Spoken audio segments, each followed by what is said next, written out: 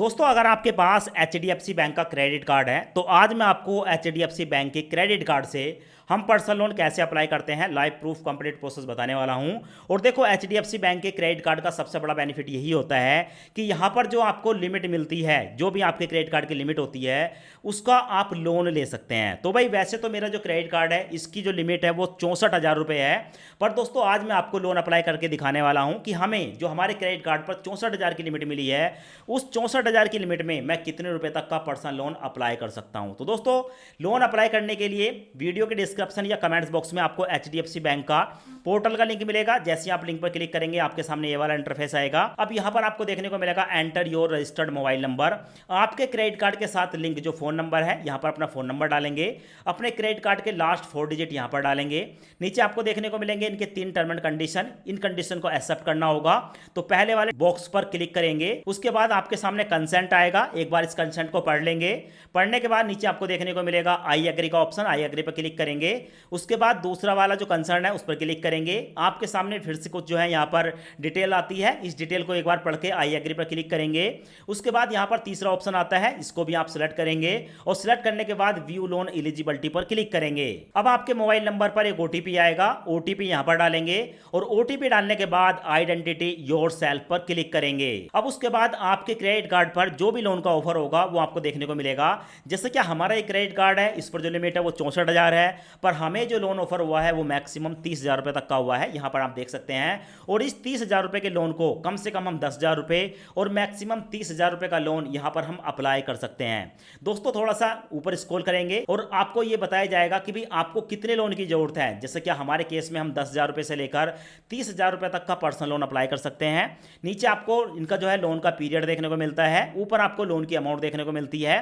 तो अपने हिसाब से जितने रुपए का भी आप लोन लेना चाहते हैं, ठीक है, उस लोन की अमाउंट को आप सिलेक्ट करेंगे। जैसे कि यहां पर मैं 30,000 रुपए का लोन 12 महीने, 24 महीने, 36 महीने, 48 महीने और मैक्सिमम 60 महीने के लिए ले सकता हूं। अगर मैं 60 महीने के लिए 30,000 रुपए का लोन लेता हूं तो मेरी ईएमआई जाएगी 760 रुपए और 1.49% मंथली हमारा जो है वो रेट ऑफ इंटरेस्ट रहेगा, ब्याज रहेगा। प्रोसेसिंग फीस में 999 रुपये चार्ज होगा। अब यहाँ पर मैं आपको 10,000 रुपये का लोन 12 महीने के लिए अप्लाई करके दिखाने वाला हूँ। अगर मैं 10,000 रुपये का लोन 12 महीने के लिए लेता हूँ तो मेरी ईएमआई 924 रुपये जाएगी, ब्याज रहेगा मेरा 1.62% और प्रोसेसिंग फीस में 999 रुपये जाएगा। अब अगर आपके पास एचडीएफसी बैंक का सेविंग अकाउंट है तो आप पहले वाले ऑप्शन को क्लिक करेंगे। और अगर आपके पास एचडीएफसी बैंक का बैंक खाता नहीं है, किसी और बैंक में आप इस लोन को लेना चाहते हैं, तो आप दूसरे वाला जो ऑप्शन है इसको सिलेक्ट करेंगे जहां पर है transfer money to non HDFC bank account. उसके बाद स्क्रॉल करने के बाद आपके सामने ये वाला इंटरफेस आएगा। अब यहां पर आप अपने बैंक का आईएफएससी कोड डालेंगे, अपना बैंक अकाउंट नंबर डालेंगे, फिर से बैंक अकाउंट नंबर डालेंगे। उसके बाद आपको देखने को मिलेगा यहां पर 1 रुपया हमारे बैंक अकाउंट में ट्रांसफर किया जाएगा, ये चेक करने के लिए कि हमारा जो बैंक अकाउंट है वो एक्टिव है या नहीं। स्क्रॉल करने के बाद आपको पूरी डिटेल देखने को मिलेगी। जैसा कि आपका लोन का अमाउंट 10,000 रुपए है, हमारा जो ब्याज रहेगा 1 साल का वो 19.44% रहेगा। अगर हम 10,000 रुपए 1 साल के लिए लोन के रूप में लेते हैं, हमें 1,082 का टोटल ब्याज देना पड़ेगा और हमारी जो यहाँ पर प्रोसेसिंग फीस होगी वो 999 रुपए होगी। यहाँ पर हमारी आउटस्टैंडिंग देखने को मिलेगी। हमारी जो यहाँ पर ईएमआई होने वाली है वो 12 होने वाली है।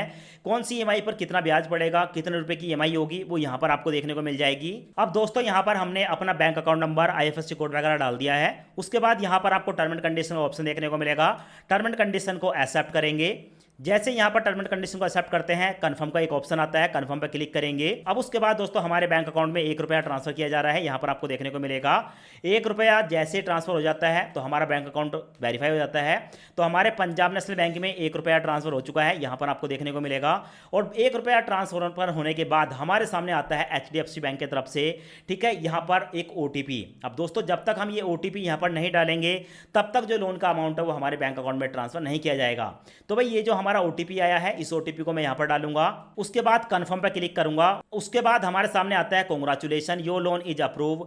लोन जो है वो अप्रूव हो चुका है और 10,000 रुपए हमारे बैंक अकाउंट में ट्रांसफर कर दिए गए हैं। नीचे देखने को मिलेगा please note after final bank cheque disbursal में अप टू 48 आवर, यानी कि 48 घंटे तक का समय लग सकता है इस लोन की अमाउंट को आपके बैंक अकाउंट में ट्रांसफर होने में। पर दोस्तों इतना समय नहीं लगता है, मैक्सिमम 48 घंटे बोलकर रखते हैं। पर दोस्तों 1 से लेकर 5 मिनट के अंदर लोन की जो अमाउंट है वो हमारे बैंक अकाउंट में ट्रांसफर हो जाती है। तो यहां पर आप देख सकते हैं पहले 1 रुपया हमारे बैंक अकाउंट में ट्रांसफर हुआ और उसी समय, ठीक है, 10,000 रुपए भी हमारे बैंक अकाउंट में ट्रांसफर हो चुके हैं। यहां पर आप लाइव प्रूफ देख सकते हैं।